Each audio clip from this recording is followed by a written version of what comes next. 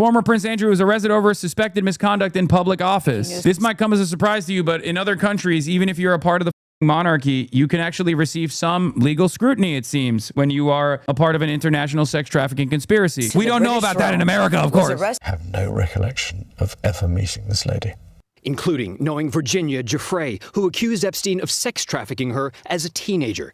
She took her life last year. Today, her family released a statement saying that Mountbatten Windsor was never a prince.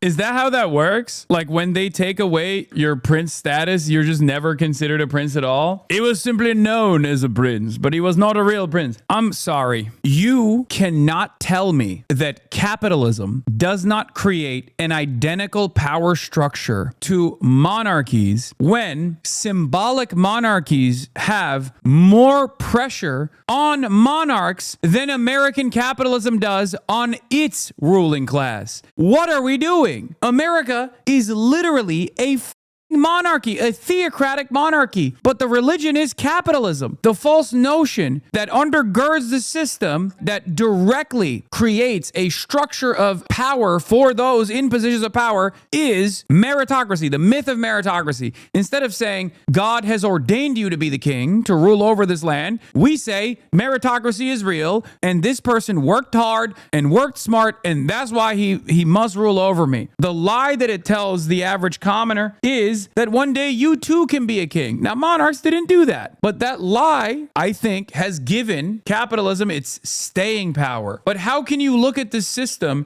and think it's anything different than feudalism when American oligarchs are not being punished, but monarchs are? I mean, that's a whole ass prince. Now, I don't know how hard they'll get punished, but this is more scrutiny for a whole ass prince than we have offered our princes, our lordship, our elites. He was stripped of all royal titles last year and has been under mounting pressure to testify in front of the US Congress. How long have you known about Andrew and Epstein? King Charles and Queen Camilla earlier this month said they stand ready to support the police in their investigation. British Prime Minister Keir Starmer applied political pressure. Everybody is equal under the law and nobody is above the law, and it applies, and it has to apply in this case in the same way as it Yeah, not to your buddies though. I mean, your buddies were heavily involved too, your besties, right? At last today, our broken hearts have been lifted at the news that no one is above the law, not even royalty. On behalf of our sister, Virginia Roberts Giuffre, we extend our gratitude to the UK Thames Valley Police for their investigation and the arrest of Andrew Mountbatten Windsor. He was never a prince for survivors everywhere. Virginia did this for you. It is kind of funny to me though that it's like CBS News has royal contributors. Like we got CBS News on the royalty beat. That blows my mind. Okay, that blows my mind. What are we doing? I guess it's good. I don't know, but like Norfolk should be on potentially having a beat on labor. Maybe, I don't know. Literally, we all have royal correspondents on all the networks. Yeah, it's crazy to me. Maybe I'm too woke for this. I don't know. Maybe I'm not cut out for this, but I think like the royalty beat is crazy, especially in America. Yeah, I'm wondering, it was stunning for us here in the United States. Did you all have any heads up? Was there any talk that this was possibly in the works? Were you all as surprised as we were here in the U.S.? There has been momentum building over the last few days, Gail. We saw yesterday, I think, an accumulation of around 7 or 8 police forces getting involved. We also had the involvement announced yesterday of the NCA, which is our national crime agency, sometimes described as the British FBI. So there has been a feeling that police forces could no longer not look at this very seriously, and I think it has been moving in one direction. That said, to see those police cars arriving, about 8 of them this morning, at the Sandringham estate, at Wood Farm, where Andrew is temporarily staying, is quite a moment. This is the King's brother who has been arrested on suspicion of misconduct in a public office. The first senior royal to ever be arrested. One immediate comparison here, obviously, is like how unimaginably powerful our, liberal capitalist system has created beacons of power that are equivalent to the lords of the past, right? Under, feudalism. 100%. Like Elon Musk is literally a god king. right? And what's interesting to me is that liberal capitalism is so successful at creating a process that shifts people's attention away from that indecent consolidation of power that is unchecked, that we will offer kings and princes as the sacrificial lamb before we approach a banker. Think about that. This motherfucker was a prince. Liberal capitalism is so domineering a force that a monarch who is second in line to the throne will get thrown to slaughter before we touch a banker that has done the same shit that Prince Andrew has done. It's not even a question. Even people who work at the behest of those bankers, at the behest of that international pedophilic cabal, people like Mendelssohn, who were directly aligned with Jeffrey Epstein,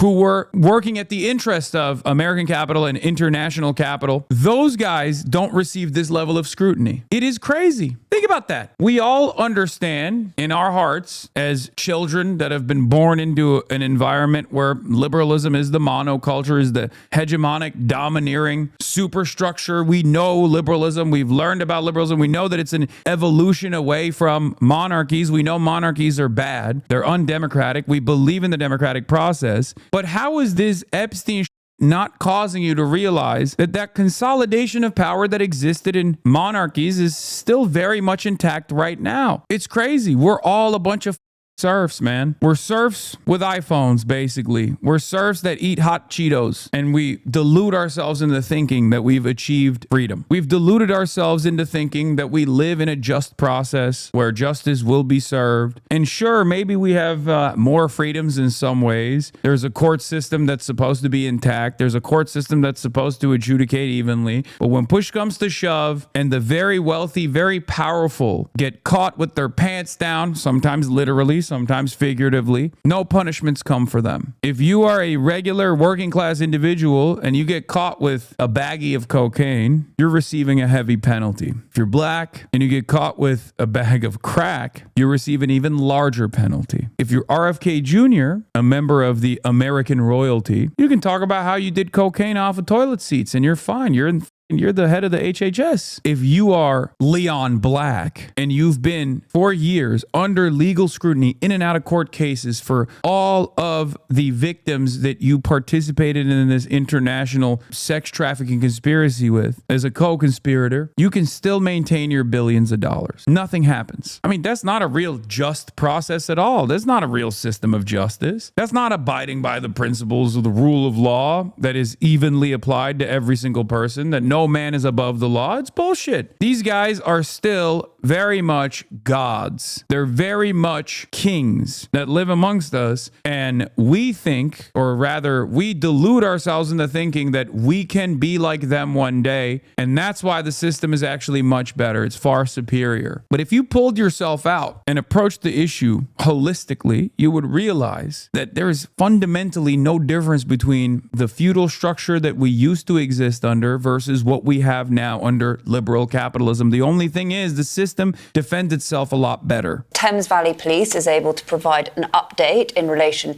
to investigation into the offence of misconduct in public office.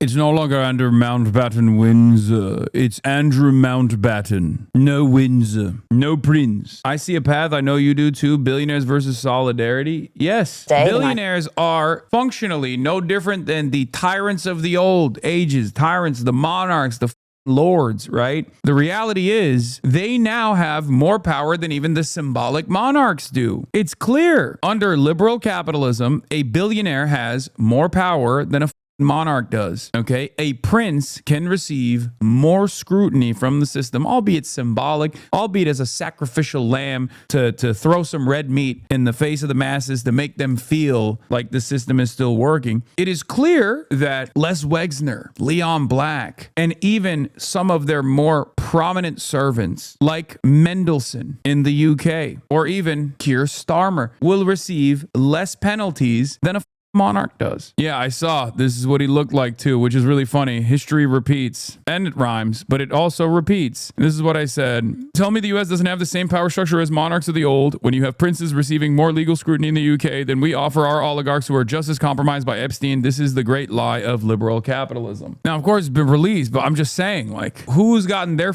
fingerprints? Who's gotten their photos taken? Who's been perp walked in the United States of America amongst the wealthiest Epstein class? Who? British press working overtime, including Emily Matlow, who famously conducted that train wreck interview with Andrew and Hate My Country's Media. This is a pretty grave moment. The reasons I'm gobsmacked is because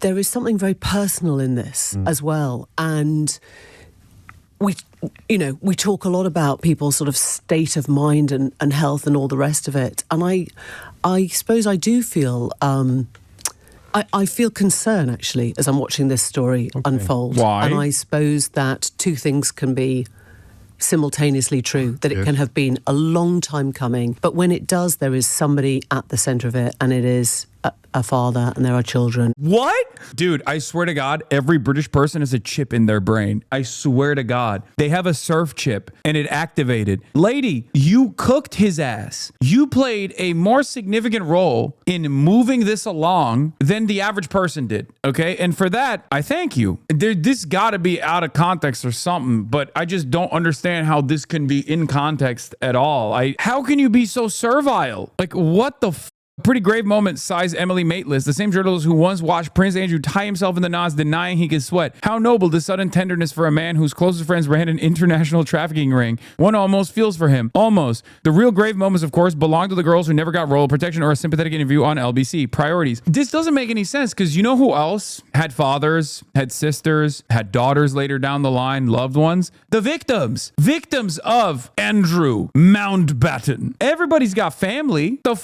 do you mean? Oh, wow, we have to offer our condolences and our sympathy to this like true villain. If we cannot establish that there are real villains, even in this like liberal structure that we exist in, this liberal hegemony that we exist under, if we cannot say an international sex trafficker and their closest associates are villains, no one is a villain. There are no villains at that point. You know who the villain is? You. If you are as a working class individual, you're a villain. If you're as a king, as a prince, then you're a victim. You're a victim of your own, you're a victim of this system. It's crazy. Offer more sympathy to people who have done wrong, not, participated in international sex trafficking of children, of course, but just like, done crimes of circumstance, engaged in crimes of circumstance. Offer more sympathy to those people than you do to the people at the tippy top. What are we doing? I feel like people's priorities are completely swapped for some